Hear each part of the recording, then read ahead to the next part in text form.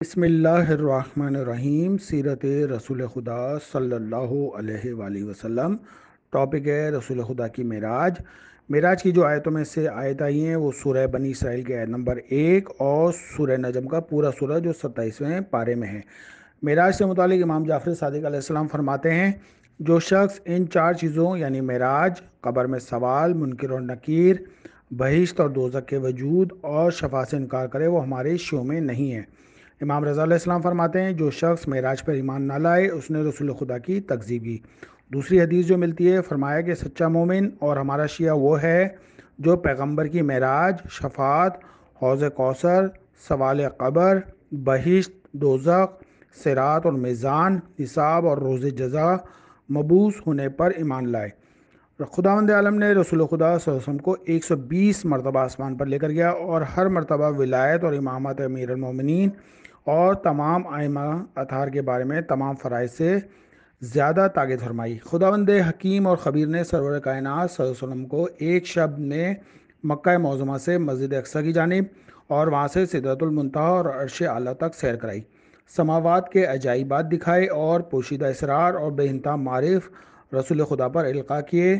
حبیب خدا نے بیت معمور میں اور عرش اعلیٰ کے نیچے عبادت میں قیام فرمایا اور ارواح انبیاء سے ملاقات کی اور بہشت میں جا کر بہشت والوں کے مناظر مشاہدہ فرمایا۔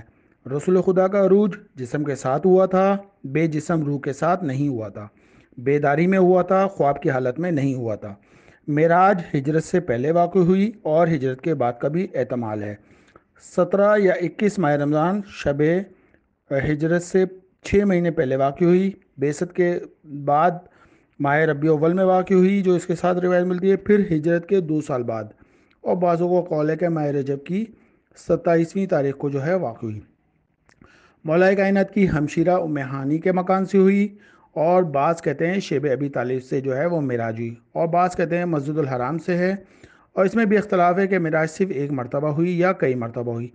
معراج کی جو آیتیں ہیں اس کی پہلی سورہ بنی اسرائیل، سبحان الذی اسریٰ بعبدہ، یعنی پاک ہے وہ خدا جس نے اپنے بندے کو ایک رات میں مسجد الحرام سے مسجد اقصی تک سیر کرائی، جس کو ہم نے برکت دی ہے تاکہ ہم اس کو اپنی عظمت اور جلال کی نشانیوں دکھائیں، بے شک وہ ہر چیز کو سنتا اور جانتا ہے۔ مسجد الحرام سے مکہ معظمہ مراد ہے، بعض کہتے ہیں کیونکہ وہ محل نماز اور محترم ہے، اور مشہور یہ ہے کہ مسجد اقصی سے مراد وہ مسجد ہے جو شام میں مشہور اور معروف ہے، لیکن بعض جو کہتے ہیں کہ بیت معمور سے مراد چوتھے آسمان پر ہے اور بہت بلند ہے۔ امام باقر علیہ السلام سے ایک شخص سے پوچھا کہ لوگ اس آیت کی تفسیر کیا کرتے ہیں، اس نے کہا کہ مسجد الحرام سے بیت المقدس تک جانا ہے۔ امام نے فرمایا ایسا نہیں ہے، بلکہ اس مسجد زمین سے بیت معمور آسمان کی جانب رسول خدا تشریف لے گئے جو کعبے کے بالکل مقابل ہے، اور کعبے سے اس جگہ تک کا تمام فاصلہ اور فضا محترم ہے۔ دریافت کیا کہ آپ نے فرمایا کہ مسجد اقصی جو خدا نے فرمایا وہ آسمان پر ہے، اور شام میں جو مسجد ہے اس سے بہتر مسجد کوفہ ہے۔ دوسری جو سورہ ہے والنجم اذا ہوا، ایک ستارے کی قسم ہے، یہ ستارے کا بھی ایک واقعہ ہے کہ رسول خدا بنی ہاشم کے ساتھ بیٹھے ہوئے تھے تو ایک ستارہ ٹوٹا تھا، تو رسول اللہ نے فرمایا تھا کہ جب یہ ستارہ جس کے گھر میں جائے گا وہ میرے بعد میرا وصی ہوگا۔ تو جب دیکھا کہ وہ مولا کائنات کے گھر میں گیا تو اس کے اوپر بھی لوگوں نے رسول خدا کو بہت باتیں کی۔ بہرحال والنجم اذا ہوا، ستارے کی قسم جس وقت وہ طلوع یا غروب ہوتا ہے یا جس وقت نیچے آتا ہے۔ امام جعفر صادق علیہ السلام سے مروی ہے کہ نجم سے مراد سرور کائنات صلی اللہ علیہ وسلم یعنی اختر درجہ رسالت کی قسم جس وقت کہ وہ معراج میں گئے یا معراج سے نیچے واپس آئے۔ تمہارا مولا گمراہ نہیں ہوا ہے، یعنی محمد صلی اللہ علیہ وسلم، نہ انہوں نے خطا کی۔ یہ اسی سورہ کا ترجمہ ہے۔ بہت سی روایتوں میں ہے کہ محمد صلی اللہ علیہ وسلم خلافت علی کے بارے میں گمراہ نہیں ہوئے اور نہ جھوٹ کہتے ہیں، جو کچھ ان کی فضیلتیں ہیں۔ وما ینطق عن الہوا، وہ اپنی خواہش نفسانی سے کلام نہیں کرتے۔ پروردگار عالم بیان کر رہا ہے جو کچھ کہتے ہیں وہ وہی ہوتی ہے جو ان کی طرف کی جاتی ہے۔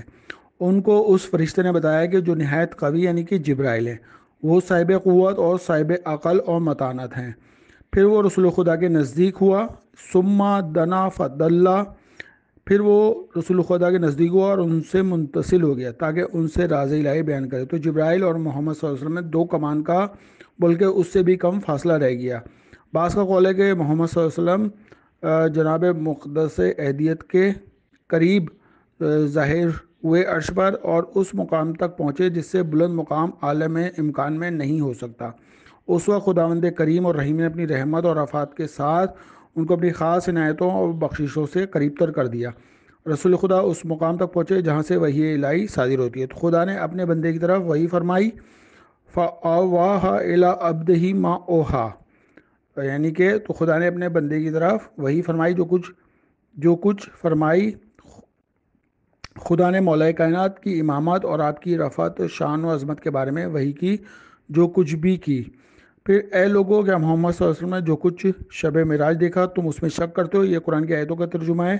پھر پیغمبر نے دوبارہ جبرائیل کو بصورت اصلی سدرہ منتہا کے نزدیک دیکھا، اور سدرہ منتہا کے نزدیک وہ بہشت ہے جو متقین کی آرام گاہیں ہیں۔